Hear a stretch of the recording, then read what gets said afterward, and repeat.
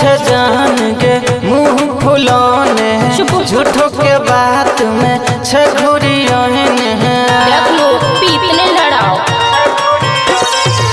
कि अच्छे जान गे मुँह फुलौने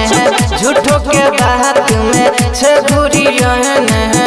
माथा चटिया चले न जान के प्यार करे झूठो के नखरा बेकार करे ललिया नहीं देले तैयार के हन रे मन भरबे नहीं करतो प्यार के हन रे एगो टिकुली नहीं देले तैयार के हन रे मन भरबे नहीं करतो प्यार के हन रे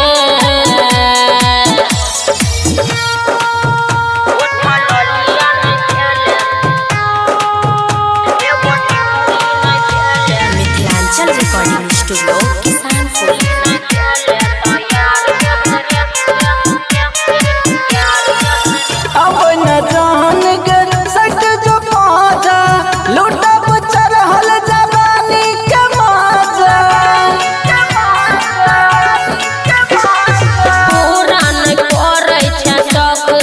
झूठो के खाली देखावे छे प्यार रे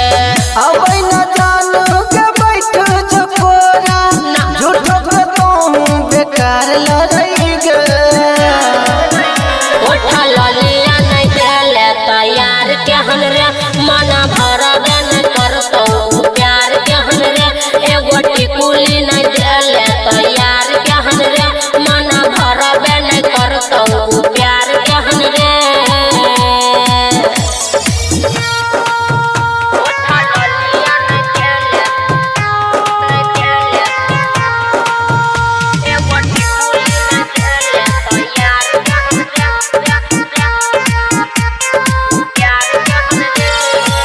रुसल छिकिया बोल न जान गे जे कहबी किन देबो जान गे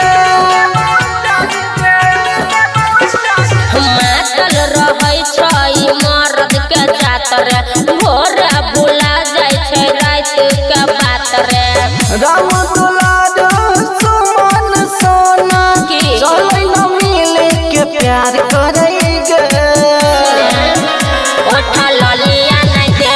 तैयार के हन रे मन भरबे नहीं करतो प्यार के हन रे एगो टिकुली नहीं देले तैयार के हन रे मन भरबे नहीं करतो प्यार के हन रे